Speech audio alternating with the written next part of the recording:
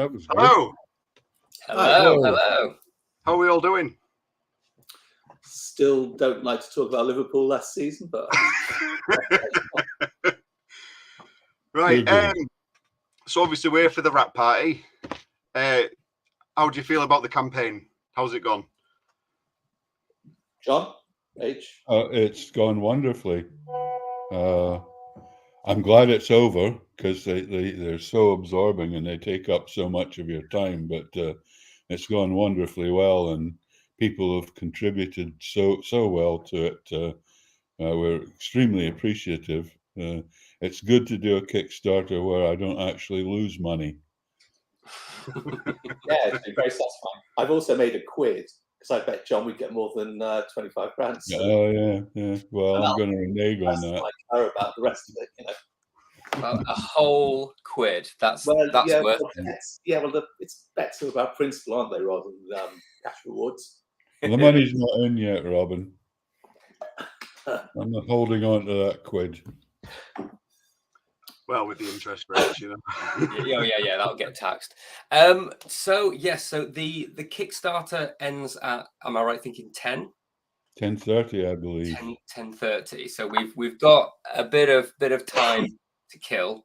I may go to bed earlier than that, but we could we'll just text you. Hey guys, it's half those done. So yeah, I guess we should probably do a little quick intro for people who may be watching this after, or people who don't know what's going on and just stumbled on it. My name's Jay. Introduce yourself, Graeme. I'm Graeme. I'm a little bit involved in the Bogie Man stuff. I'm doing the website and a little bit of the social media stuff. Graham's our major pimp.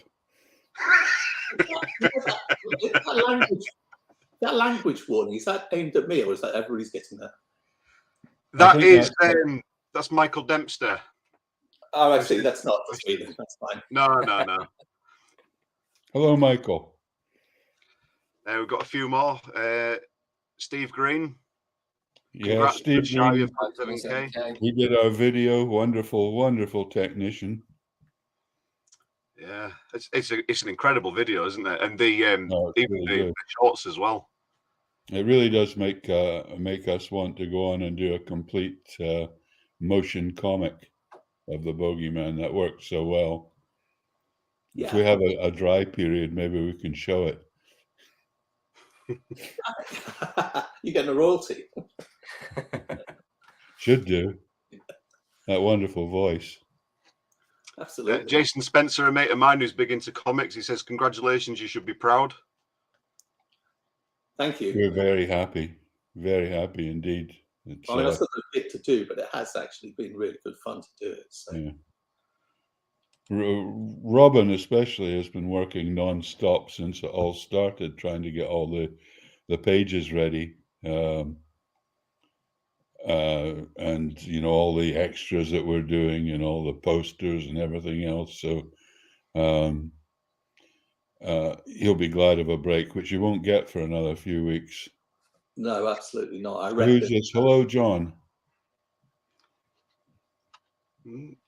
Am I right in saying that some of the rewards for the Kickstarter were people could pay to have their likeness put into the comic? So you won't have even started that yet, will you? I'm actually in the process of doing that at the moment. Already? In fact, tomorrow's task is to, because Jim has just relettered the Casablanca story beautifully.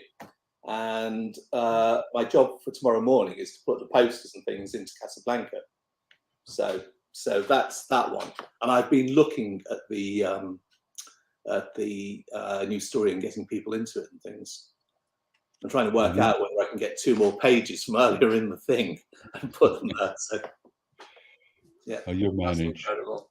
So as we've got a little bit of time before it all ends, could John and Robin, could you give us a little bit of a lowdown, a history of like the process of how you got up to this point, how it's all been? So obviously, most people watching this will probably have backed it, will probably know what's going on. But just in case anyone else doesn't know the history of the Bogie Man, can you give us a little bit of background to it? You want to do this, Robin? No. You can. I was like, no. You could just top and tail it. One does one word and the other one. I'll try and be brief because I can go on a bit. Started in Eagle Comic when we were doing photo strip, and Dave Hunt, the editor, said to us, we were doing this incompetent detective called Joe Soap, and he said, we have this actor who looks like Humphrey Bogart. Can you use him? And so we jumped at the chance, and we wrote him into a story where he teamed up with Joe and led Joe a merry dance on a totally fictitious case that he'd made up. And happily, they stopped using photo strip before it was printed.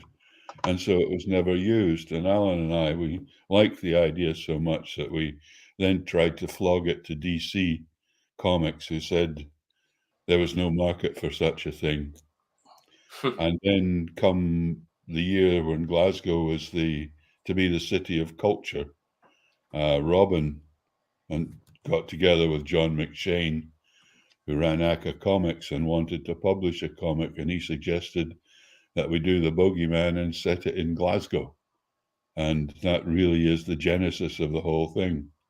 And really, it's what made it. I don't think it would have been half the comic that it is if it had been set in San Francisco or wherever.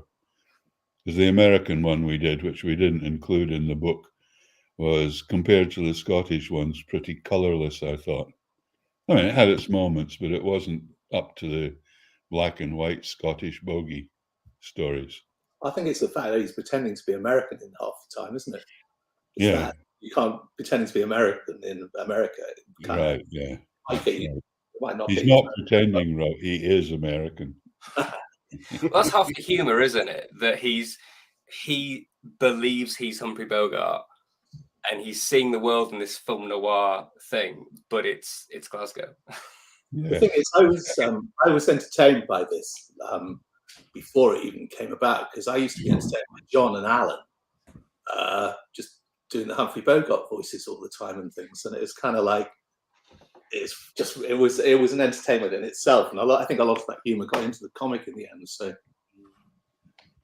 yeah, I think so. So obviously, John, like, Scotland's the heart of the story, isn't it? It gives it a lot of like tone. Was that really important to you? As it's a place that obviously you grew up for most of your sort of, you know. Yeah, Alan and I both grew up there. It was extremely important. Once the idea was offered to us, it just seemed the natural home for Bogie, and I couldn't imagine doing it any other place. We kind of regarded it as a homage to Scotland in a way, to the insane humour of Glasgow and the central belt of Scotland. I mean, I met friends, Scottish relatives, who the only comic they ever knew about would be the Beano or something like the Bruins or something. It was like they had never read a comic, and they loved it. They just loved the fact this thing was set in Glasgow. I don't know whether how much of the comic they actually read, but they actually really appreciated the fact it was there, I think. Do you think, I guess this is to both Robin and John, do you think Glasgow lends itself to film noir? Rain, dark lighting. Even the buildings, there's something of 30s America about them, isn't there? It's because they are built at the same time as the buildings in New York, and the same as in Liverpool and the other cities, because they're the skyscrapers, the modern construction methods of a metal core and then clad and things, isn't it? It's that they built like that, and that's why there's that similarity. Just Glasgow hasn't got the height. Thanks, Simon. Got quite a few comments. I'll just quickly whip down some.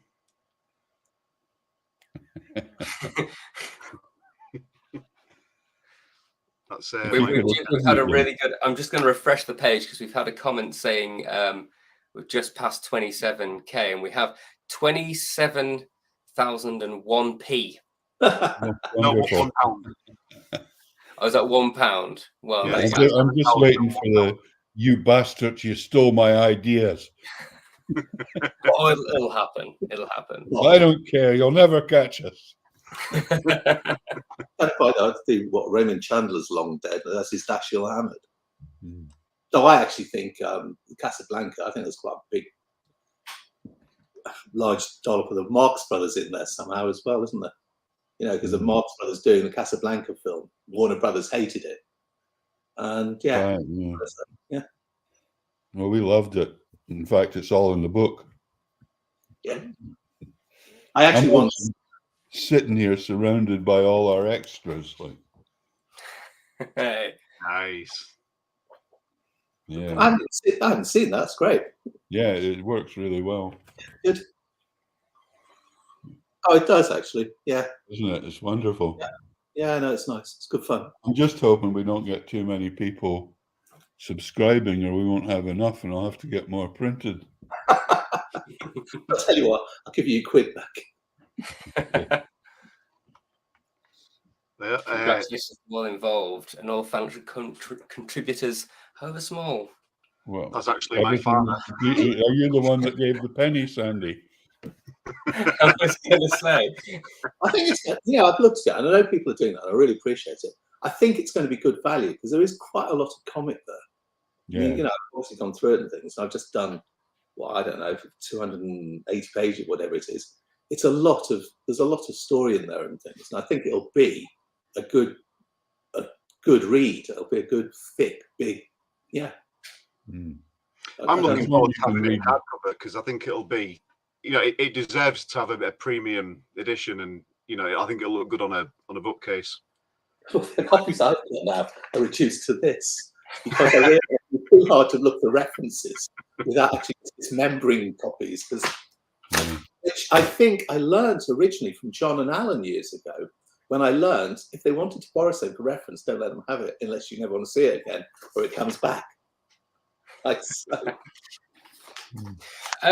On that subject, very quickly, Robin, reference. Did you have to go back and like watch a load of old movies to like get the feel of the whole thing? I think the thing is, I was kind of quite familiar. They used to show them all on the BBC in the old days because obviously it was black and white, and they were black and white. But you used to be able to see all the classic movies, and it's what they had to put on. So we've all seen all the Bogart films. So you've seen everything from the cowboy films to the courtroom dramas to, and obviously the Chandler films, the Hammett films, and things. So you're kind of familiar. Obviously, they'd have to look at some pictures, but of course, this was before the. This is before. Hang on a second. I'll find one. This is before the internet and handy references. So it's a trawl down the Charing Cross Road, and I found these the other day. So it was a trawl down the Charing Cross Road for books like this for reference, because of course the internet has obviously made a difference, and so it's kind of like, which is obviously handy. We can only use so much of it. Alan and I actually went and did Robert McKee's film writing course, and he majored on Casablanca. And so we both had Casablanca scripts, the actual movie script, which was very handy when we came to steal things. Parody things. Homage. Some people think it's genius, and some people think it's completely confused, and because so many people worked on it and things. And I think that's what makes it good. I think it's genius. I think it's a wonderful film. You ever see the David Soul version of it? No. That's not so good. I think it was the same script, but with David Soul. David Soul, right? I can imagine, yeah. Yeah, I know. That nobody should see that. We've got a couple of comments from somebody called Dom Smith, who basically owns this channel. He said to me, "My hair looks nice. Thanks, Dom. I dyed it early and I cut it myself." But he's asking Graeme, what's your role in the Bogie Man? Where's Bogie Man? Well, you mentioned it earlier, slightly, isn't it? That you helped out with a lot of like website and social media stuff. Yeah, I mean, I did the website, and I've done a bit of the social media. I think I set it up, the social media, and then Ben Cullis has done I want to say about half, and then I've done the other half of the social media. But I did the website, but the website's near enough done now. It'll need converting to a store over the next few months. But other than that, that's me done then, I think, which is sad because I really enjoyed this. You've done the Facebook page as well and the Instagram, and kept the ball rolling. Yeah, I've done my best. We've got a few more comments. We've got Jeff Brown saying, congrats, great success, can't wait to get his copy. We've got Sue Grant saying, hi, John and Robin. Hi, Sue. Sue was a great help getting us some of the voices for the video and from our local pub. We're hoping for help from her again when we come to do the motion comic. Am I right in saying that Sue did the design for the actual Bogie Man logo on the book? I believe so, yeah. I think Sue used to do lots of stuff for me because she had a design company, which she could actually get prints done that, like, in the old days you couldn't. It was a photocopy or nothing. So yeah, I think it was about the same time. I think she also, at the same time, got the typesetting done for Give Me Liberty as well. Oh, right. I think I was doing that at the same time as the Bogie Man. Oh, wow. Yeah. Sue can correct me on that, obviously. I'm sure she will. We've got Andrew says, awesome job, everyone. Congrats. Can't wait to see it. With a bit of luck, you'll have it towards the end of August. That soon. Well, Steve Green says we've just passed 27k. We've actually just gone past 27,050. Yeah. Oh, excellent. Which is great. Stacey says the same thing, and well done. Thank you, Stacey. There's Dom's comment, but we've done that one. Hi, Dom. Thank you for letting us use your channel. No, he's not happy with your first answer, Graeme. Sorry, what was that? He's not happy with your first answer. Well, I guess that would be an add-on to that, Graeme. Like, what? But were you just like, this is the coolest thing ever? I really want to see this happening. I want to help you guys. Well, I mean, to me, I'm looking at pictures of Neil Kenny today. I know this. Yeah. He will be featuring in the book. Yeah. One of the Kenny brothers. Yeah. They drive by night, apparently. Yes. Very cool. That's one of the fun things about the book, being actually able to incorporate readers in it. Robin does pretty good caricatures, so they'll look like the actual people, and it's fun to be able to do that. I know you did that with Rock and the Reds, didn't you? To quite a lot of success. Yeah, well, Neil was also in that. He was a Scottish international footballer. Not very good, as most Scottish international footballers are, sadly. All the Graeme Souness jokes are still in the comic, of course. Oh, yeah, that's right. Yeah, yeah. Because It's a thing of its time. By Hearts, and he has had a bypass at the same time. So the headline on there is Souness passes on Hearts by, which I thought that worked for me. Got quite a few comments actually. I need to get through these. They're coming off thick and fast, aren't they? Peter Palmer. Hello, John and Robin. Really looking forward to reading the story. Just discovered comic books this year. What have I missed these last 6 decades? Quite a lot. This is the only one you really need read, Peter.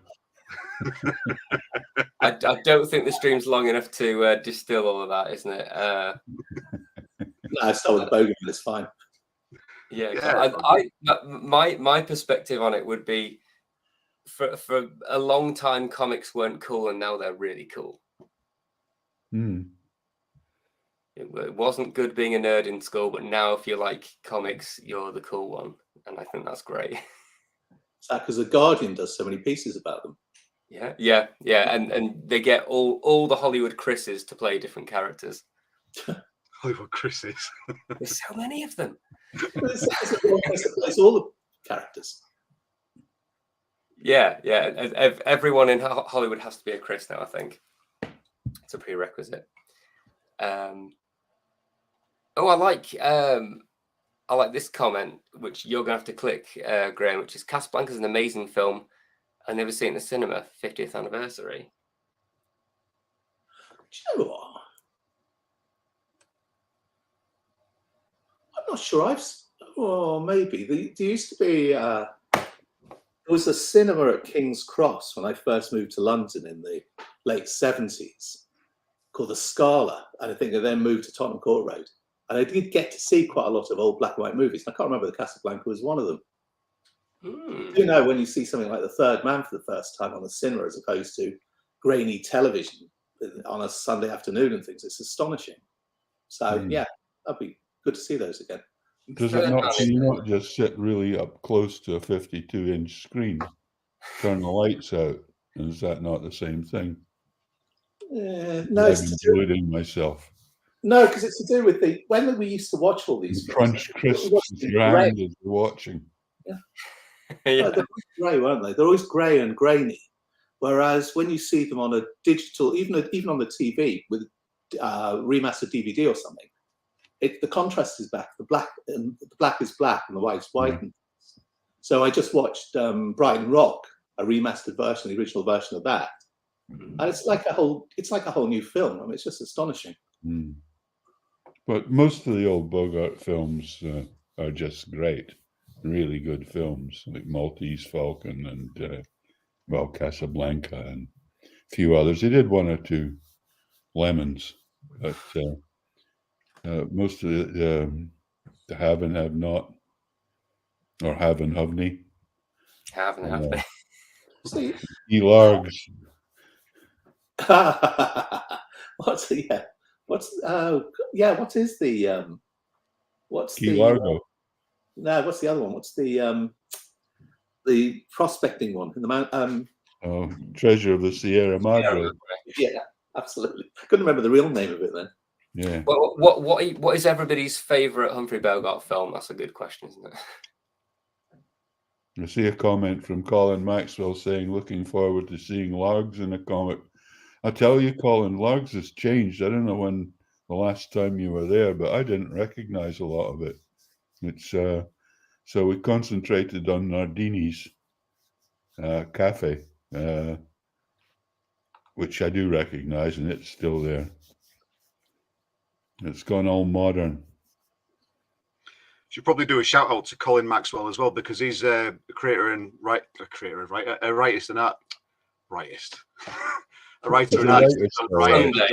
War comics. Use that.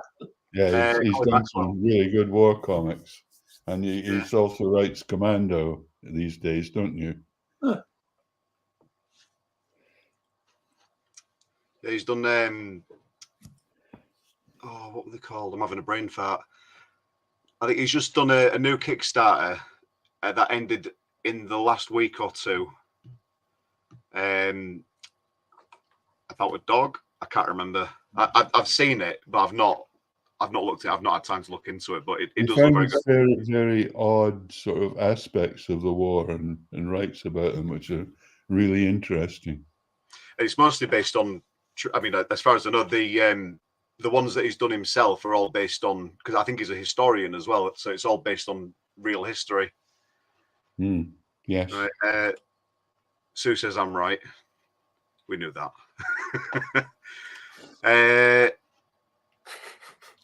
Comic for the collection. What was worse, the Stallone Dredd or the BBC Bogie Man? Antagonistic question, isn't it? I'm going to come down with the BBC Bogie Man, but it's a matter of opinion. I think the Stallone Dredd, at least most of it looked like the comics, like they actually nailed the outfit and stuff, and Stallone's jaw fits the part, but it just wasn't good. No, I didn't mind it. I thought the aesthetics. I when I was 13. I thought were great, but yeah. We did an annual feature where I put a helmet on lots of Hollywood stars, right? So the 2000 annual, Dredd annual, Alan and I did it. And the conclusion was the only person that could play Dredd was Arnie. Because by the time, even with Stallone and his dimple. It was only Arnie that looked right. Maybe it's just the way I drew the helmets and things. That's certainly a possibility. But it was an odd choice. And it's also that, I don't know, too short. Kickstart that. We can kickstart on that film. Yeah, it has to be Clint Eastwood size to kind of carry it and things. It had to be long and lean. I don't recognize this person. Hello, Sarah. Major contributor. I think the last time I saw Sarah, she was in the back of a 2CV going up to the swimming pool in Muswell Hill. Yeah, she was wee. There you go. Passing the toll in an hour. Wow. So yeah, could you guys elaborate on that? Obviously, you started it. When was it? When did it start? No, June something. June something. 40 days we had, a bit like Noah. And it's felt like that, hasn't it? As kind of, but the original asking, we asked for £5,000, which, you know, really wouldn't have got us the hardbacks printed. But you know, you don't want to be greedy about these things. You know, if you get what help you can, and people have really climbed aboard.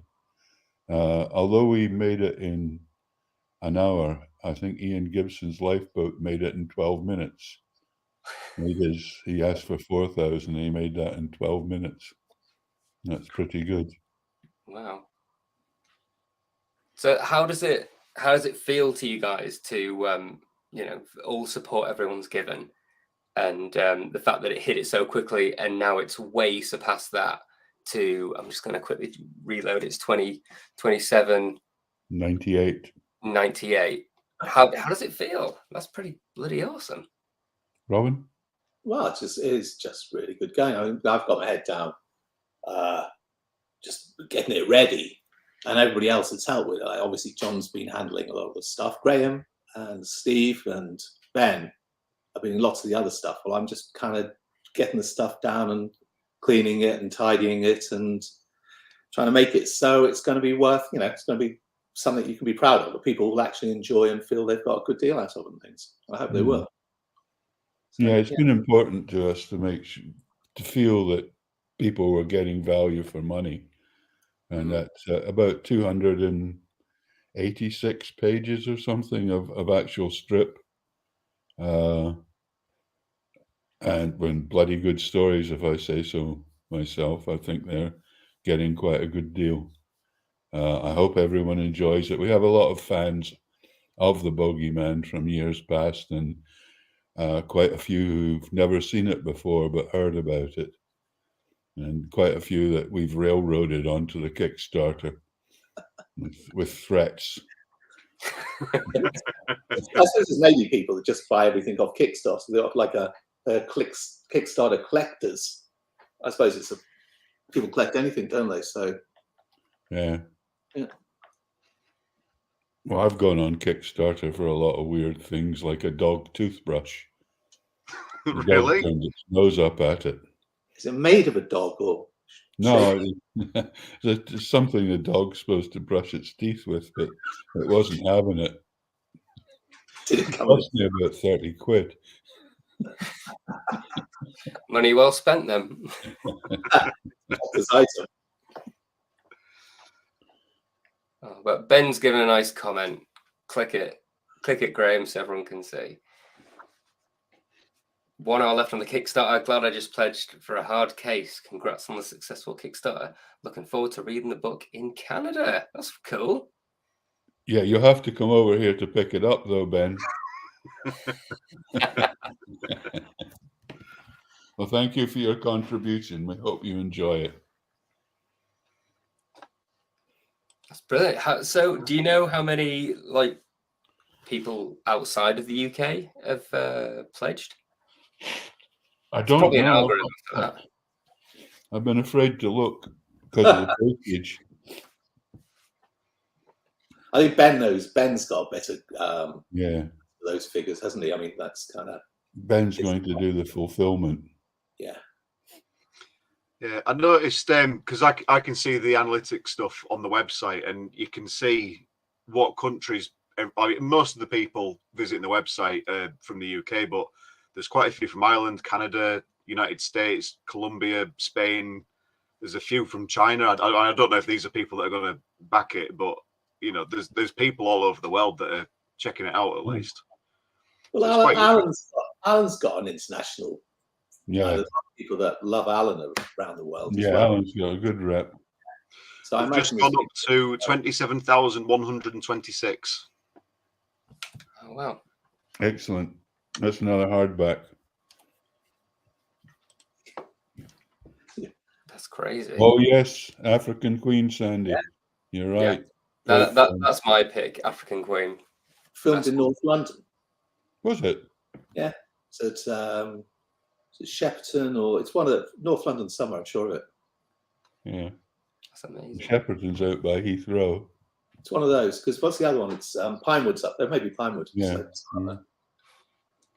Yeah, Catherine Hepburn's so good in that film. Is that right? Sue Grant saying Stallone's helmet was so small Carlos couldn't get up. Mind you, Carlos was very big-headed. I thought he was a remarkably modest man. Ah, he is a very tiny man, Stallone. We actually, I don't criticize him because he helped to buy my house, but we did a Dredd. It was something like Judge Dredd and the Seven Dwarfs, and I think the seventh dwarf was called Sly.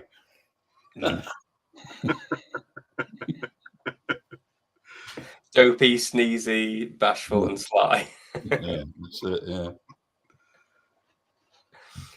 I got another question. Rock of the Reds 3. Yes. Well, first one's already written. We're looking to start a Kickstarter on it next February. We'll see how that goes, but fingers crossed. I assume that'll be Dan returning as well. Of course, yeah. I mean, it's all creator owned, so Dan owns the copyright on the character. Excellent. And even the letterer gets a little slice of the royalties on it. Jim Campbell was very important in production and design of the whole thing, so didn't seem fair not to include him in it. He's a super nice And the guy. colorist, of course, yeah. The thing is, it's pretty good though, because when we started doing the Bogie Man, it was because there was this idea that creator-owned comics would be a good idea, which wasn't a complete success necessarily. So it's good that the Bogie Man has actually turned back into a creator-owned thing. It's a successful creator-owned thing at last. Yeah. We just need Spielberg to pick it up. What the hell is this? No, I think he's making his own films, isn't he?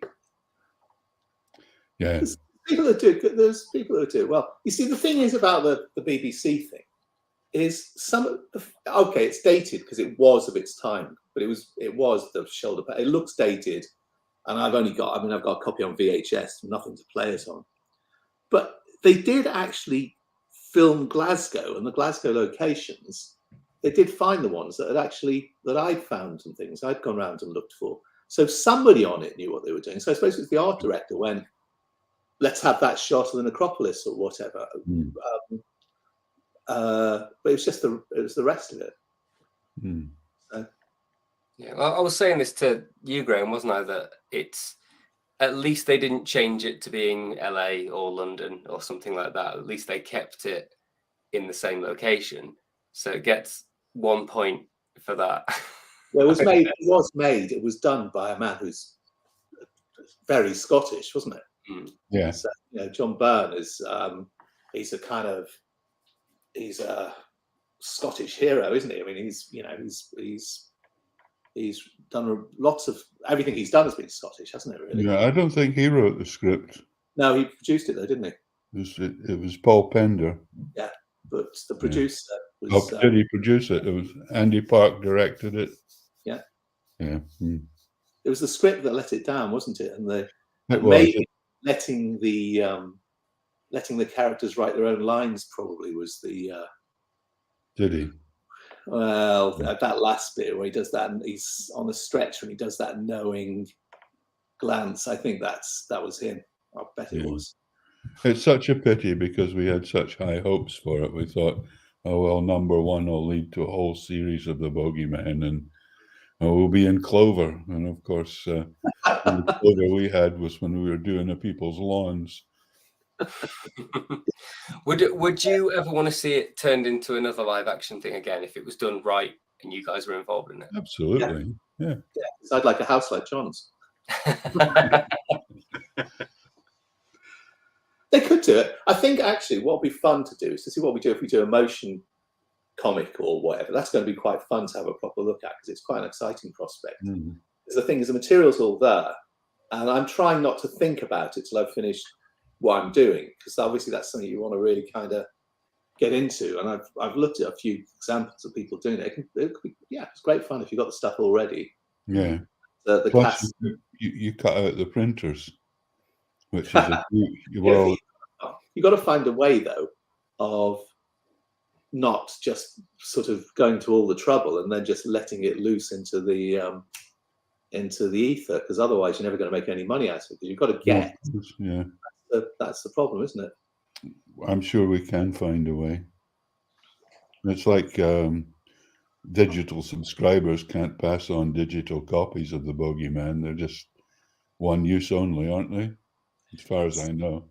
It's a tricky thing because I don't think there's anything that goes on the net that can't be copied or ripped. I yet to hear of something that you can't get at. I mean, you can obviously we do the security things because everything's there for the taking once it's out there. Yeah. In fact, I think a few years ago, and I can't remember, I think I went and looked to see if the Bogie Man, anybody had ever done it. Because you can find this a site which just has every DC comic going back to whenever. And you can just find all those comics, and they're all scanned and they're all up there. They're not very well done, but they're all there. So I guess finding a way of doing it and keeping it nice, really. Yeah, we have DVDs as well. You can put it on DVD, although they're kind of dying out. Well, I think the thing is, what you will probably do is try and get a streaming service to do as a subscription on the streaming service or something. It'd have to be that sort of model. Yeah. That's the only way I can imagine. I think that's what you suggested, Graeme. Yeah, there's lots of different avenues you can pursue with it. I mean, even if you put it on YouTube for free, but have it ad supported, you could still make a lot of money doing it that way. There's lots of different ways you could do it. I've got mates who have had things on Prime. Prime's quite easy to get stuff on. I say easier than something like Netflix, which has got a bit of a wall on it. But well, that's all. This is all coming to this is all going to be further resolved, isn't it? Because the competition in streaming services at the moment, I mean, it's all looking very odd. I mean, I actually got a piece of paper out and tried to work out everything I paid for like that the other day, and it was quite alarming, especially when you then can't find anything you want to watch on it because you go, I want to watch a Humphrey Bogart film. Where is it? Talking Pictures, which just comes with TV anyway. So.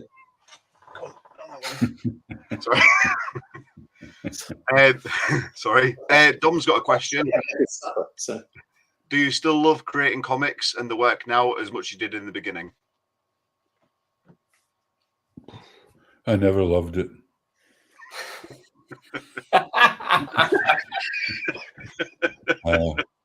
Yeah, the things that I enjoy doing, I still enjoy doing, but there aren't so many of them anymore. It's things like Bogie Man, that's a joy to work on. Rock, that's a joy to work on. It's mainly things that I own the copyright on. I still enjoy the odd Dredd, but mainly I like my own projects, and they're fun. Well, John, I think you've said before that you've tried to retire and then you just got bored and started creating stuff again. Yeah. They reached out and drew me back in. Every time I try to get paid, pull me back in. And I think that's part of it, though, isn't it? It's like you get to a stage in your life where why do anyone else's work? Just do your own stuff. And I think that's what's great about Bogie Man coming back round, whatever it is, like, 20 years later, or 40 years later, actually, isn't it? That's 30. Is that now you can take complete ownership of it and carry on the stories. Well, remember, it's been published people have had a go at publishing it. When DC had it and did that thing with it, God, yes. I've got copies in Turkish, Greek. It's been published in 5 or 6 languages, and I know Scandinavians published it. There's a Swedish copy that's published in Norway. We've never had a penny of royalties out of any of that, and that's the thing. So you could make a living out of it because you did it, and then it got sold everywhere, and you still have to pay the mortgage or pay the bills and things. So so it was, you do kind of some things you do. I have the greatest of admiration for people who do independent comics because so few of them actually make any money. A lot of people put so much of themselves and their own money into them just for the love of comics. So you have to admire that. And there is these days a thriving independent market that it wasn't way back in the old days. It was all company-owned material. Nowadays, you can go to a Comic Con and you see 20, 30 different independent comics, and you see a lot of poor people, but it's great to see the comics and see the effort. A lot of tired people. They enjoy it as well. They do it as a kind of a choice thing, whereas you or I had to get a job and pay a mortgage and pay for children to grow up and go to university and things. So you still have to do stuff like that as well. But happily now, being so old, you can do things like this and enjoy it. And the fact it's going down well is an extra bonus. There's a question there from, I assume it's from Michael Dempster. It is, yeah. It says, for me, with the exception of the Bruins and Urwally, the Bogie Man was the first comic in Urain language. How did you wind up writing in such broad Glasgow Scots? Well, I grew up in Greenock, so it was a pretty good schooling. And Alan in Edinburgh, he was a bit posher than me, perhaps. But we also had a book called The Patter, which was a Glasgow slang dictionary, which was wonderfully helpful. So that's pretty much how. But if you grow up in Scotland, you grow up with the language. I actually grew up with a book called Learn Yourself Scouse, which Stan Kelly and Fritz Spiegel wrote, which I don't think you needed to do it to learn anything, but it was very, very funny. And even now you kind of bits come up and you think, yeah. I know that, for the you've got like a little glossary of terms, haven't you, at the back of the book. I remember, I'm from Yorkshire, Graeme, you are as well. When the Full Monty came out, apparently in the States, they had to give like a glossary of terms of what these Yorkshire words meant. I just found that like ridiculously hilarious, but I guess the American market may just not understand how these phonetically written things are. Yeah. Well, it's funny. If you hear Glasgow or Central Scotland spoken, it's quite understandable. It's when it's written down, you might have a wee bit more trouble, but when you hear it spoken, generally speaking, the meaning comes over.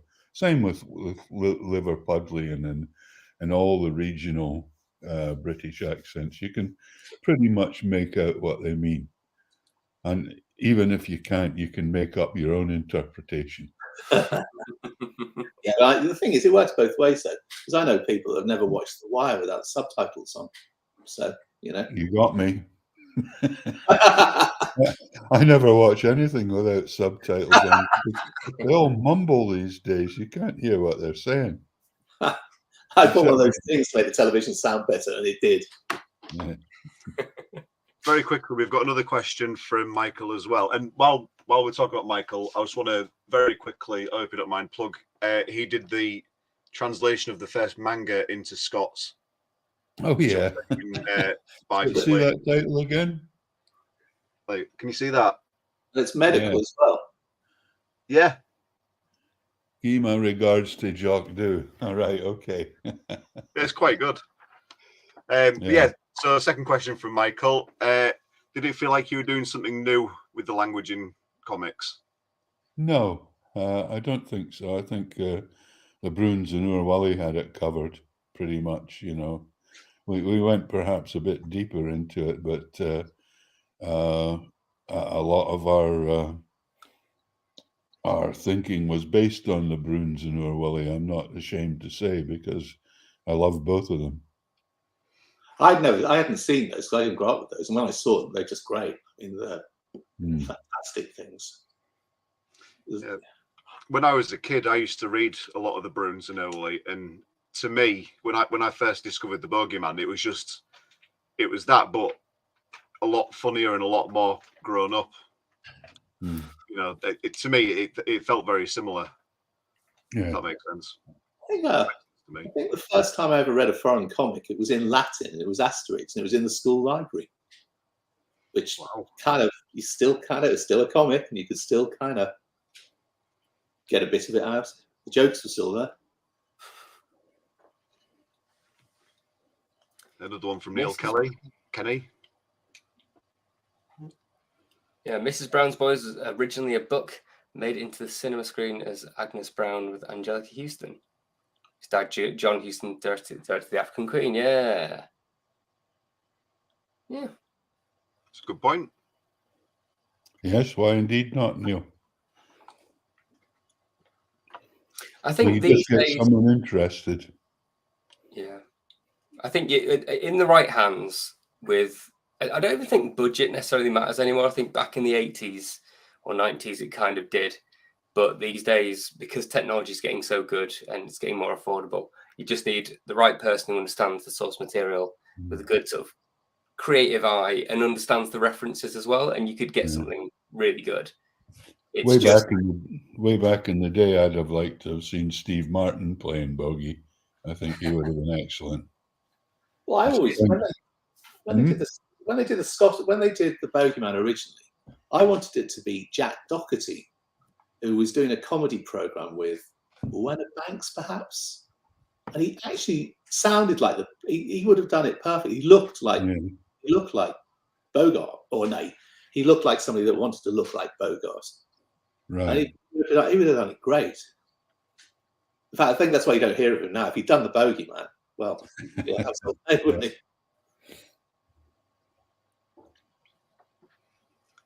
Just another quick update. We're at 27,195. Wow. Excellent. And we have 36 minutes to go. I thought we'll dine out tomorrow, Robin. Yeah. So it's 10:30 it finishes then, because I thought it was 10 o'clock. I think it's 10:30. Let's just check. It says it's got 36 minutes to go. It's 10:30 now. Okay, you're getting fed up. I can see it in your eyes. I can see it. We can do this tomorrow as well if you want. This is great. This is the longest I've had off for weeks.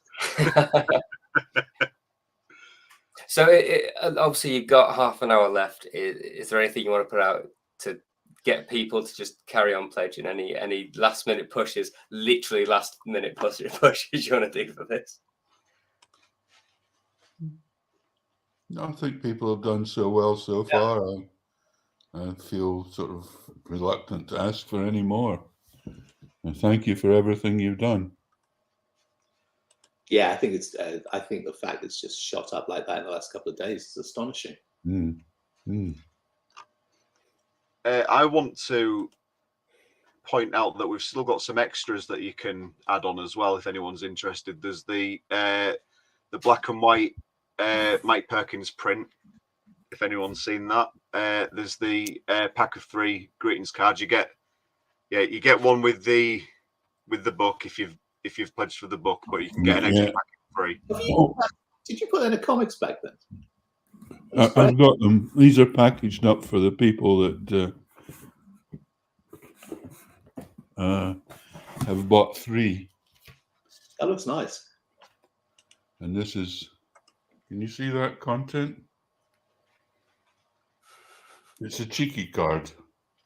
So what we can do, I think, I can And do there's that, but make it everybody gets one of these anyway. They're great. Just the right size for putting on your wall. That's brilliant.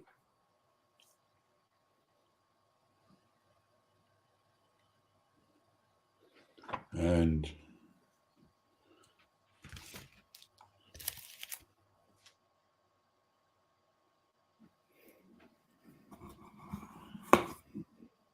oh God, a horrible face there. I was fascinated. So, Put yourself in the last story.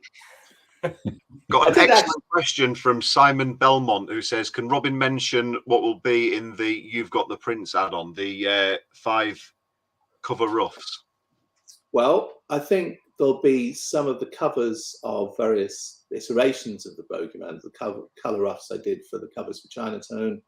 I'm going to put in there the rough I did for Mike with his drawing next to it, just so you can see, because when they did those 2000 covers, people really liked seeing the transition from the idea to the final art and things with, you know, the annotation and things. I think it's just, I mean, I like looking at stuff like that. So it won't just be a single illustration on a page. There'll be 2, 3, 4 on a page, and there'll be 5 pages of it. So you'll get quite a lot of value.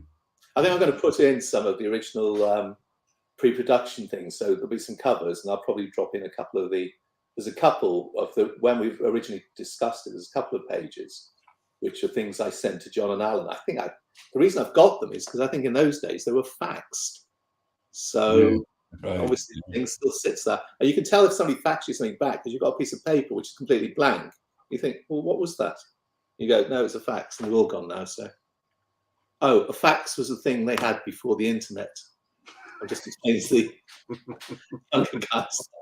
We all had to have them too, didn't we? Do you know, the annoying thing is, and this is ridiculous, in my phone book for years, I had Alan and Sue's phone number and their fax number, and I could not remember not to phone the fax number. And it's one of those. In the end, I had to rip it out, take it out, burn it. That's all it's in it. So, could you guys take us through what Kickstarter, what people get in the various sort of rewards, and what they can expect coming? Oh gosh. Just to drum up a little bit of excitement in the last half hour. Well, I can actually show you literally what they'll get. Because I actually went as far as doing a proper paginate. I don't think you're even going to see this. Blank. Oh no.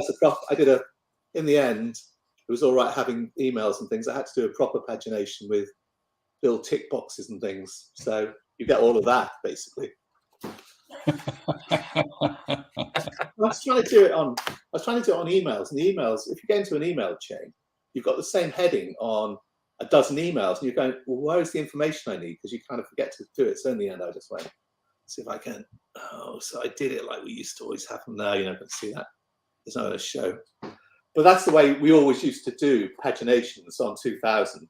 You had a pagination sheet, 28-page pagination sheet every week, and you tick it off page by page.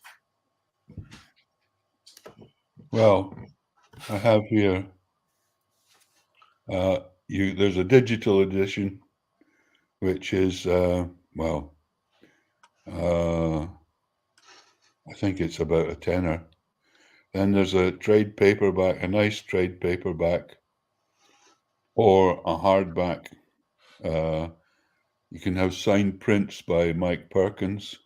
And some of the I can't bring it up without going to another page on my computer. Oh, the things that are there, I'm not sure who's subscribed to what. I've got it on my. I can see it on my second screen. Yeah, go on then. We've got you got the paperback. I believe the paperback's not signed, is it? Some might be. Depends. Right. We'll check and see. Sometimes it says signed on certain ones where the paperback is. But you'll be able to bring your paperback along to conventions like NICE in September, and Robin and I will be happy to sign them. Yeah, absolutely. Yeah, it'd be nice to see you there too, Steve. Nice. That's first weekend in September. I told Lucy about that, and she went, "Oh, you're going to Nice?" And I went, "Yeah, yeah, yes, and no." Oh, that's good. We always wanted to go to Angoulême, so I suppose Nice. And I went, "No, it's not." Anyway, Graeme, what's on offer? After that, you've got the hardcover, which is signed, and it's got the Mike Perkins cover. Then you've got for 45, you've got the hardcover and soft cover. For 45, you've also got the Mike Perkins deal, which has got the hardcover edition and the A3 poster of Mike Perkins' art. For 95, That's it there. got, Ooh. I haven't seen that. Hold it right up. My house is full of this stuff. Can I see the bottom? Go up. Can you put it up a bit, up a bit, up a bit? Yeah. It's showing backwards for some reason. The screen is backwards. I just want to check. I've got the signature. His signature's good on it, because I had to add that on. Oh, yeah, it's there. And the rest of the stuff's on the bottom, is it? But Good. Mike will be signing those as well. There we are. Anyway, go on then, Graeme. £95, you've got the complete incomplete case files, which has got the hardcover and soft cover, digital edition, T-shirt, and a signed script. If anybody hasn't told me what size of T-shirt they'd like, please do so. There are 2 holdouts. Dunk Nimmo. If you're there, Dunk, I'd like to know. And another chap. We've got a retailer's 10-pack where you, basically, I mean, you can probably explain this better than me, but if you're a retailer out there watching, you've got a shop that you want to get a bunch of copies for, you can get them at a very decent discount. You can get a big bulk order. That is £108 for 10 copies of the paperback, and they're meant to be £20 each. Yeah, it's a 40% discount on those. And then the rest of the rewards are all taken now. In terms of the extras, hang on, click that button. So you've got an extra digital copy if you've not got a digital copy in your main pledge. You've got the pack of 3 greetings cards, which are amazing. See, personally, you know, when you get one, you don't want to use it, do you? Because it's too nice. So, but you do also want to use it because it's really good. Yeah. You feel sort of compelled to get more just so you can actually use one and send it out. But then, yes, still, Graeme, if you send one to 3 of your friends, you might have other friends that don't like it, so you maybe want to buy more packs. Bold of you to assume I've got that many friends.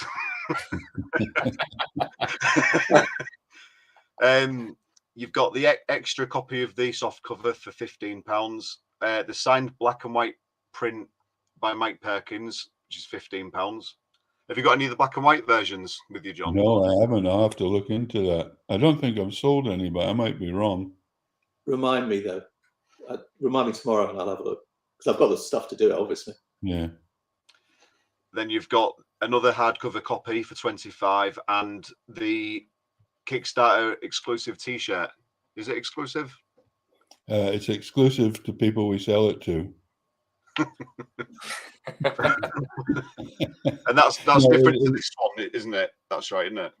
No, that's not that one. It's Yeah, it's the one that says I'm as sane as the next guy. It's got a Bogie headshot. It's printed white on black. I might. How do I do this? Hang on.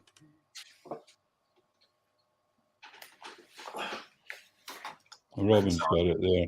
I was going to try and share my screen, but it's based on that, obviously. So. And the legend says, the Bogie Man, I'm as sane as the next guy. We wanted to do another. Although I like the T-shirt Graham's wearing, I think the black and white one's great. I mean, I really like that. So Yeah, I like a nice. yeah. We'll have one or two of the ones that you're wearing, Graham, at the moment for sale at Nice or Nice, depending on where you turn up. Well, I'm hoping to sell it. Oh, but I'm sure Nice is going to be just as nice. So yeah.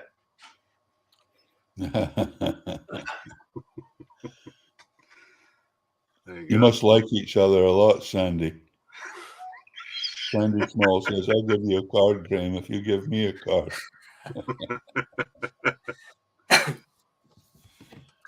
Cool. So one of the cool things is that L.E.G.I.O.N is a new story, isn't it? It's a new sort of part of it. Can you give us a bit of information on that?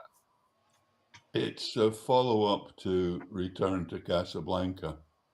It was actually a title that Alan came up with a long time ago, and we always wanted to write it, but never got round to. And we thought we needed to give some added value to the Kickstarter. So, I mean, I wouldn't like to write a full Bogie story without Alan, but I could do a 6-pager.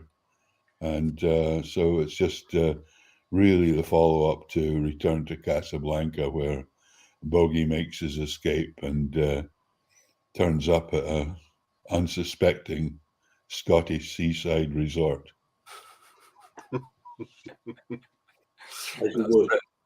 Well, yeah, that was going to be a question that I think a lot of people might want to know, but I think you've kind of already answered it. Would you do more Bogie Man comics? But obviously, no, I don't think I could, not without Alan. So we'll see. But I think I would find it, because a lot of the humor came from Alan as well, you know, and he was such a big contributor to it all. You can see it when you read the scripts. Actually, you can see the way you can tell. Well, you can't tell exactly, but I read them and I can tell which bits you're bouncing off. You know, you can see. You can see. Yeah, it was such a team effort. You know, it doesn't seem quite right for me to run with it. So L.E.G.I.O.N is kind of the swan song of. That's it. Yeah. Of the Bogie himself. What do you think Alan would think of all this? Do you think he'd be happy that it's just that the Kickstarter's done so well? Well, I've been talking to Alan about doing this again for years. Just you know, not all the time, but once in a while, saying we should still do it. And it's always been that Alan says what pretty much what John likes, which is, that's my favorite thing we ever wrote. And so, yeah, we should do it again, but whether we can or not was the shame. And I think I was looking at emails when we were sort of in the early stages of discussion of this and things. So, yeah, we had started discussing it. I think Alan would be delighted. I'm saying, no, I know Alan would be delighted, because it's nice to see it. It's going to be more widely read, and it's nice that people can, you know, yeah. So I would imagine. So who knows? Yeah. Speaking of Alan, that's the next best thing. So yeah. So I was just going to ask. Speaking of Alan, John, could I ask you because you've had a lot of your work that you've written with other people, like when you wrote Doctor Who with Pat Mills, and when you've written Bogie Man, Batman, Judge Dredd, characters like that with Alan. What's your process when you co-write with someone else, in particular with Alan? What's the process? Yeah, like I know Doctor Who. I don't think you actually did co-write with Pat Mills. You just sort of took it in turns writing an issue. That's how right. Did it work with Alan? Well, I mean, Pat and I, we started our freelance careers, and it was pretty much we would sit down and bounce ideas off each other, and then whoever had the pen would start putting the script together, you know, as we talked about it. And it was pretty much the same thing with Alan. We would sit around, bounce ideas off each other, and a couple of hours later, eventually get down to work. We did waste an awful lot of time just chatting and talking about the world, and And we would do things like, if we were writing a Dredd, we would take the morning paper and sit down and look through all the stories and see, well, how could you extrapolate that into the future? What's the future version of that, and where would we go with that? And but it's just really, it was bouncing ideas off each other, and then someone would take a pen and start writing, and it was sort of organic. Robin, when you first, like way back when you were doing the Bogie Man, when you got the scripts through, did you ever look at a joke and think, oh, that's Alan, or look at another joke and say, oh, that was John? Could you tell the difference? Well, I think the thing is, when you got the original scripts, if Alan had typed them up, there would be kind of holes in the paper because of Alan's approach to typing things. It was full on, right? But I think if you'd heard the discussion about it, you'd have heard them discussing the bits and you know what was being talked about and things. You remember where it came from. But I think you definitely, when the John and Alan things, you see the stories that are co-written, and you can tell who's got more of the story in it, but you know the contributions from the other person. Not saying the kind of Lennon-McCartney thing, but you know there's that kind of what sort of story it was. With the Bogie Man, obviously, it's just funny all the way around, and they're obviously both doing the same thing. But I think you can definitely see things like that. So you see it I think you see it in Dredd things. Well, there's going to be a kind of a uniting of sense of humor as well for the average viewer reader to not go, oh, that's so-and-so's joke and that's so-and-so's joke. It's both of you being literally on the same page.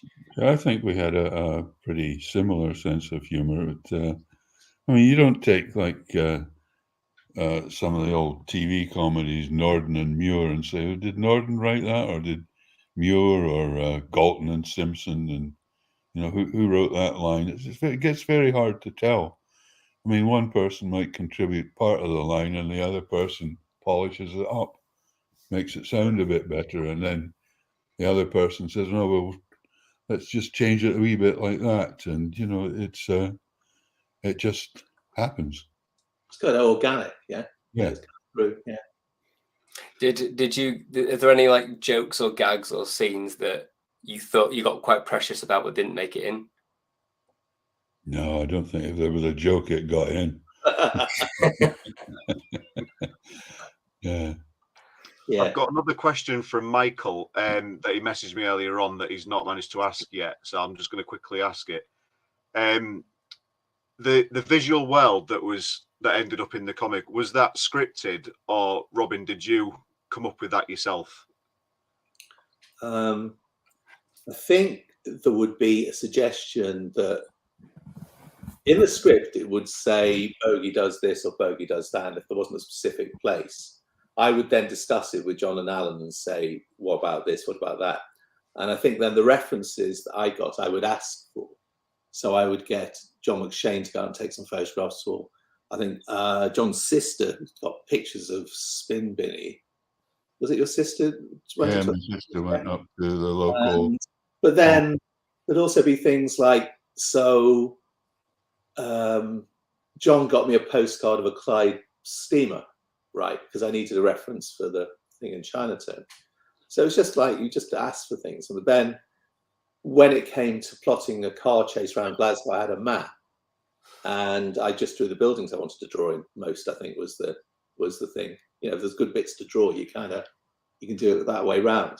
And obviously, John and Alan didn't mind as long as there were bits that were there. So I noticed when I was doing it the other day, I actually put in the police box, because I think it was the last time I saw a police phone box still standing. And there's a great one in Glasgow. So I put it into the comic just because I fancied drawing a police phone box that was a real one. So yeah. And that's because the one in Glasgow is made of cast iron as opposed to a lot of the other ones made out of wood. There you go. Yeah. So yeah. We never over-described, we left an awful lot to the artist, because you don't want to tie an artist down. You want to give him a lot of room to express himself. Yeah, I think that's good. And the thing is, with Glasgow, there's something good to draw around every corner and things. And it's with Edinburgh. I mean, I did the same thing. I just went and got loads of reference books, and I think John and Alan sent me reference books, and yeah, and it was just like draw the bits you want to draw, really, as long as they go with. Well, if somebody's in a car, if somebody's in McCurdy's Marvelous Mini, and somebody's in a Ford Sierra, where you draw them driving is irrelevant till you get to you need to have an Acropolis in it or whatever. So yeah.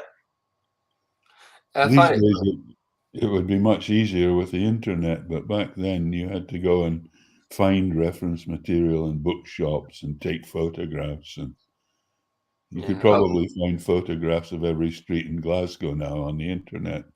Yeah, you could get anything nowadays. Yeah. I actually, my favourite isn't in there because it's in the American book, which is John and Alan requested a long shot of the Plaza Hotel, which is on the corner of Fifth Avenue and Central Park. You know, it's that big it's that huge hotel, which is great because I could draw that. But they wanted Bogie smoking a cigarette on the roof of it on a long shot. And the thing is, I know that it's there, and nobody else knows it's there. So I didn't put the tip of the cigarette in. It's kind of like it's below the point at which pixels work. But yeah, I was going to say, because now you could Google Map it. You could just be like, okay, well, where's the car chase going to happen? Google Maps, have a little look, draw these places. But it's fun to think that you had to sit there and go through reference books and stuff. The funny thing is, I don't know what other artists, if you've got to draw something, so for instance, if you had to draw the inside, I think the first thing I can remember looking on the internet and finding was what the dashboard of a Mark II Jag looked like when he's driving his Mark II Jag, and it was because somebody put those pictures. This was early internet. The trouble is with the internet is you can get a picture of everything, but even with a great screen, the resolution is so bad that even then a reference book has got a much better picture in it, unless of course it's been printed off the net. So it's the same as with art books and things. If you want to see how, if you want a good art reference or something, you have to have a book still, because the internet just won't do it. Because by the time you blow it up so you can see it, it's pixelated. Some of the museums do ultra sharp photographs of famous pictures and things. So some of the big museums around the world, and you can actually blow it up to brushstroke size. But that technology isn't there most of the time. So basically, yeah, you still go to a book. And in fact, I got rid of a load of reference books, but I've kept the ones on Glasgow because I've got a really nice one on Glasgow architecture, which is just a really nice book. However you look at it. So. Yeah. Do you still work that way, Robin? Where if you're illustrating something, you still go for the book as opposed to Google? Well, the last thing I was drawing a lot was illustrations for a thing called Legendary Kingdoms, which was fantasy, and generally not for dragons and stuff, but for castles. Obviously, you buy lots of good castle pictures, and you go, well, that's a good castle. I'll have a bit of that castle, and I'll have a bit of this castle. You know what I mean? It's like you still definitely do it because you can easily get a National Trust book of British castles, and it's like a fantastic load of reference. So it looks good on the shelf. By the time it's finished with, you're kind of sick of looking at it and things. Because I think it's quite a lot. The Mind Shop does pretty well out of books actually, because in the end you end up with so many, and you have a clear, you have a colour every so often, but you still end up with. We have 10 minutes. Ooh, 10 minutes. What are we on? 27,210. That is great, isn't it? It's fantastic. It's amazing. I hope everybody's really going to enjoy this. I don't think anybody won't enjoy it if they haven't read it, or they haven't read. Well, they won't have read all of it, because certainly the last story, Casablanca, even before you, if you're not talking about Logs. Not many people saw that. Yeah, because there was only people that read it in, was it the magazine or 2000? Yeah, magazine. And it's even when I came to start looking at it, I haven't even got copies of all of them. I realised it was done over 7 issues of 8 pages, and I realised I've got 4 issues of 8 pages. So it is kind of, it is quite obscure. Nobody's going to find that one knocking around, I don't think. I didn't actually want to include it in the book because I didn't think it was up to the first 2 stories, but then I read it in conjunction with the first 2 stories, and it really came to life. It's something that you have to read in sequence because all the characters, or a lot of the characters from the first 2 books, appear in Return to Casablanca, and it's actually pretty hilarious. So I was in the end very happy to include it. I think I really like, and reading that, and it's the thing that John Allen did so well. It's the bit where people realise that Bogie might not be all he initially seems, and they just realise that. I was in Casablanca. I was just reading the bit where the guy goes into the bar that's going to be the new manager and things. No, Rick didn't tell me about this. Who's Rick? Yeah, things make you laugh. It's silly little things like, and you do not want to mess with Rick. I've got to say, the bit with the Very pistol, that was my lighter. That still makes me laugh. And I drew it. I've looked at it many, many times, and yet it's the timing of it. Except in the American edition, where the pages were out of order, so the timing was thrown slightly. So, yeah, in the American edition, we had to go through it and change some of the pages around because they put them in the wrong order, and so the stories. It's a bit like the BBC TV thing. perhaps we could offer this to somebody, this is the copy that John had to go through and annotate, because I got the original artwork back, but they'd actually altered the artwork. So some of the stuff I could see because I could lift patches. Some of the stuff was destroyed. Some of the stuff has been repaired.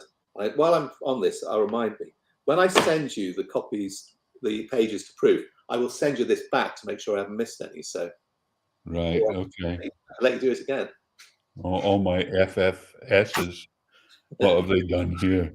Yeah, absolutely, absolutely. And I did have to, because the way it was printed, just the way the artwork went, and the way inks spread on the page and things, I've had to clean up a lot of drawings and redraw lots of pictures and things. But just for clarity, because now it's going to be printed sharper. It's going to be digital edition, and it just needs it. So.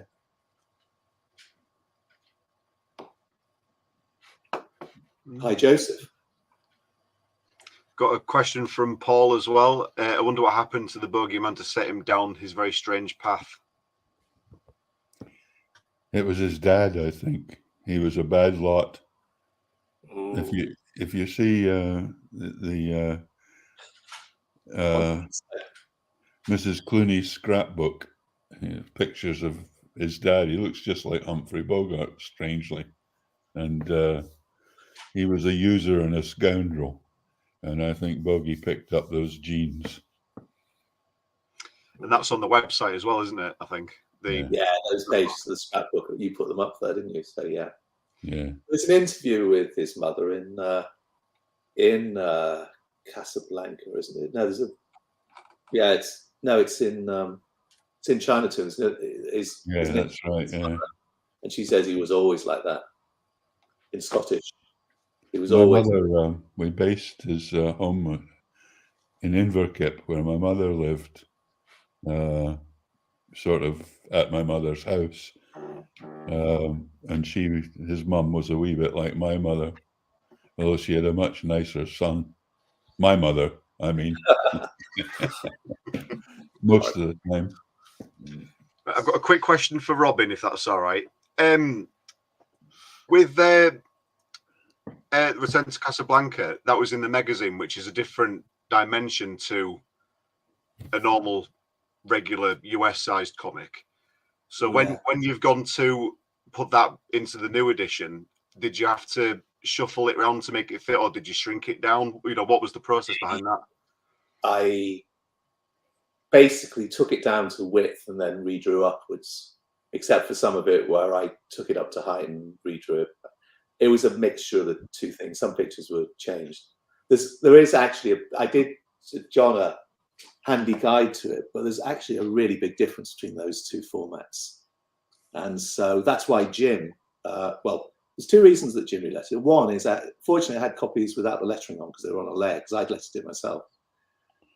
And it needed relettering, and my lettering was pretty lousy, so Jim's done a much better job on it, but he had to letter it now on the American format rather than the wide format. Yeah. And it was the thing is, it wasn't difficult to do because it was because I'd drawn it in the first place. It just was time consuming because you still want to make it work, because you've obviously done it one way, and then you're obviously having to start messing, basically. So, yeah. A quick question for John. We've got 4 minutes left, and we're at £27,235. I think everyone at this point has seen the video for the Kickstarter. I don't know how many people know that it was you that voiced Bogie, and was it the Sergeant as well? Can you give us a can you give us an example? The rain was coming down like happy hour in a Coney Island car wash. Actually, when I started, the first voices I sent them to Robin, and he said it's Sean Connery. So I had to take out a lot of slurs. Across the river, I could hear the eerie wail of a siren. Some lunatic had escaped from the asylum. That line about the Coney Island car wash has stuck in my head. And sometimes it's like an earworm. It's like a tune you can't get out of it. And suddenly I found myself saying it, but in John's voice, not even in both voice. It was quite interesting directing the video and trying to get everyone's voices just right. Like the doctor is Cam Kennedy's wife, Isabel, and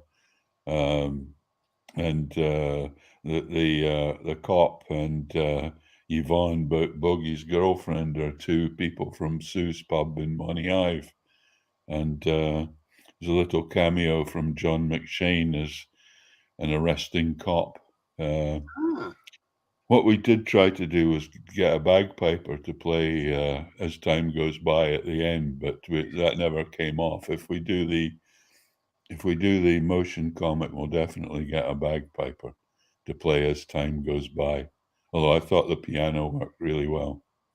I worked out that the original, because of the musical notation in the comic was written for me by a bagpiper, because that's when I've used it. But I figured out who it was in the end.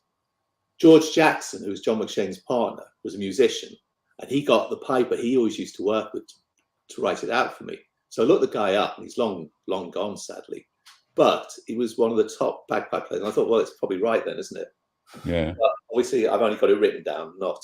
It's also written down on a scrap of paper, which implies it was probably done in a pub at some point late. So. Anyway, we will get a bagpiper if we do the motion comic. You definitely should. Right, we've got 85 seconds to go. You can do the voices. You take up the pipes in your retirement. We at school we used to walk along the corridors with our bags under our arms and rulers in our mouth, going ee, ee. That was in America. Yeah. No, that was in Scotland. We never got caught.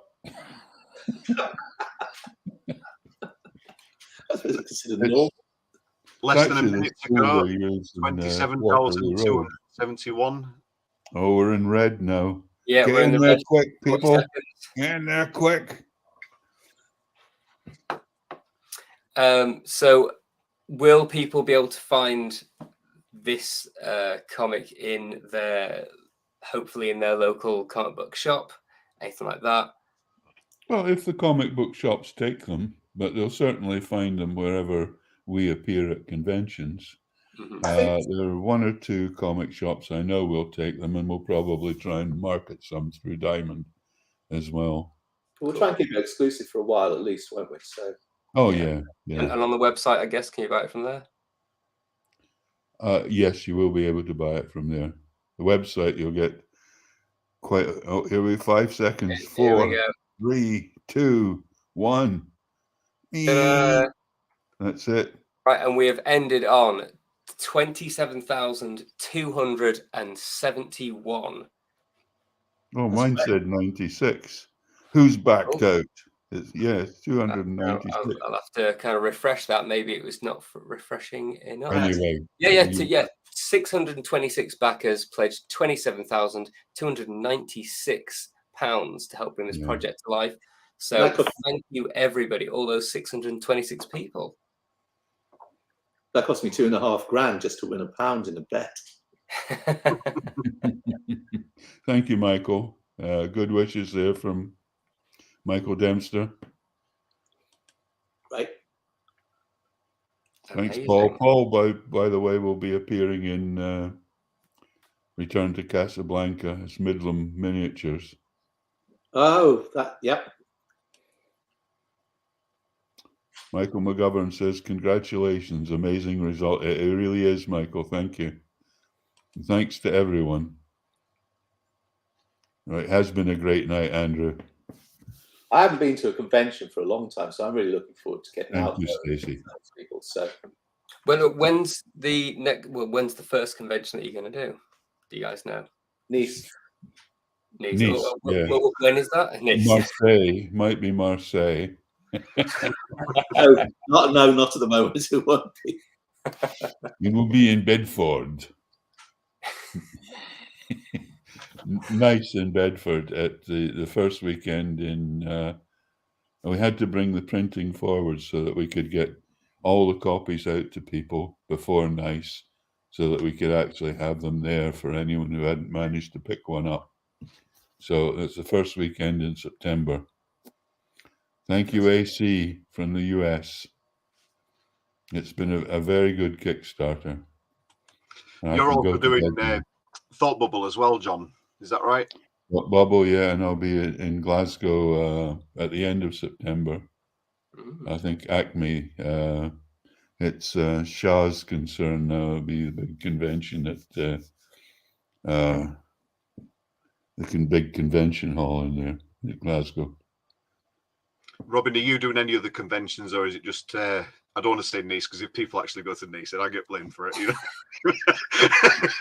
No, I'm going to go to. Actually, what's really nice is I'm going to go to Enniskillen next year, which I wanted to do before the thing happened globally, which would be good. The event.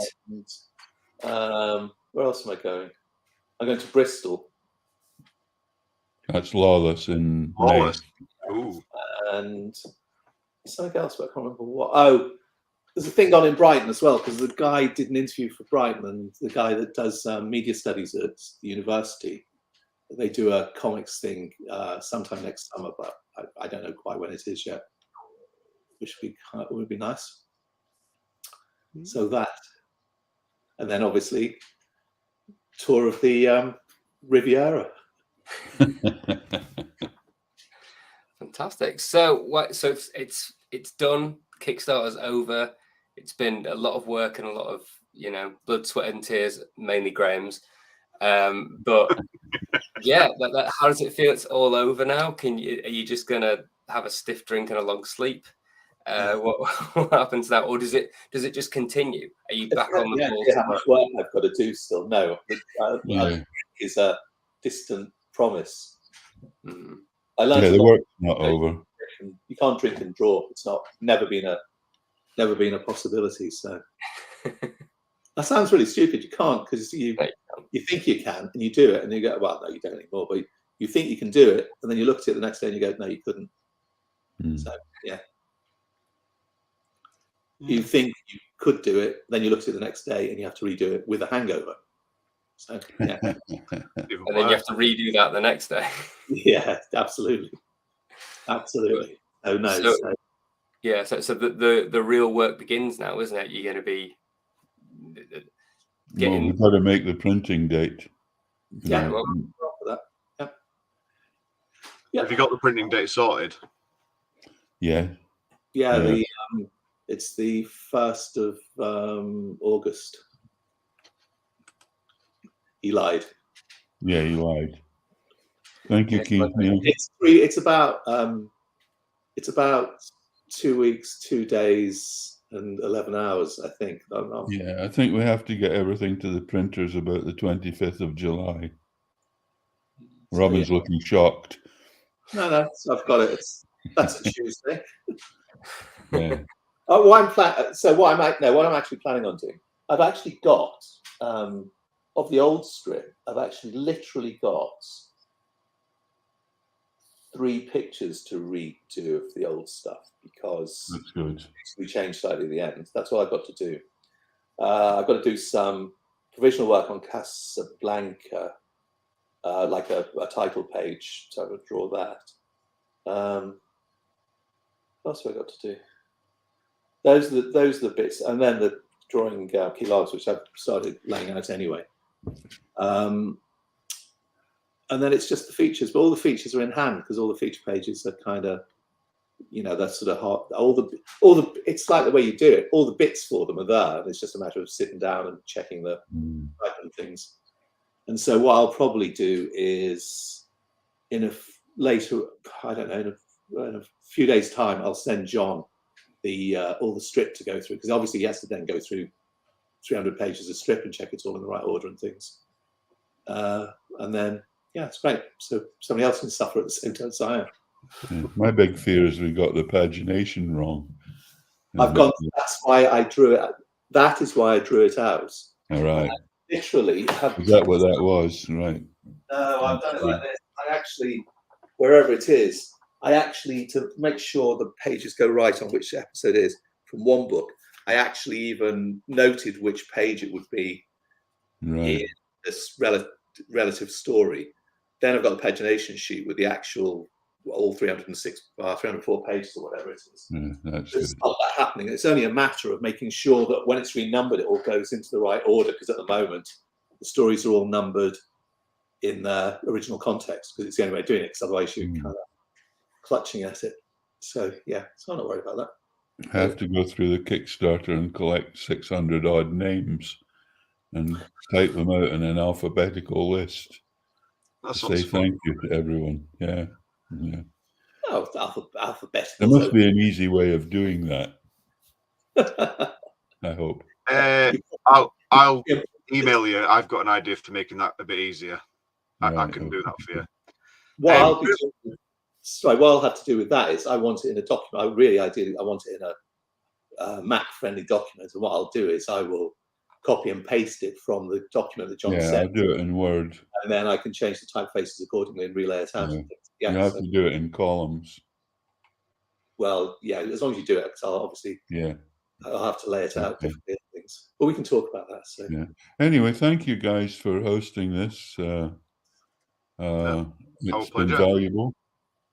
It's been really fun. It's just been great chatting to you guys as well and getting a bit of an inside knowledge of the whole thing. And it's an exciting thing. It's all kicking off, isn't it? Alphabetical by last name, I think, Ben. Yeah. Notice that Ben's, you can see that for Ben, can't you? You want to see at the top. You'll have to change your name if you want up near the front. Aaron A. Hardfuck. Yeah. One in the city telephone directory. Yeah. Right, well, we'll call it a night then, guys. Thank you very much for your time. It's great. Well done. Congratulations. You've done really well. And thank you for everyone who's contributed and attended, and you guys for hosting it. You're more than welcome. Thank you very much. It's been great. It's been brilliant. Right. Good luck with everything, and we'll maybe Graeme and I'll see you later for another stream. Take care. Yeah. Okay. Good. Goodbye. Goodbye. Bye then.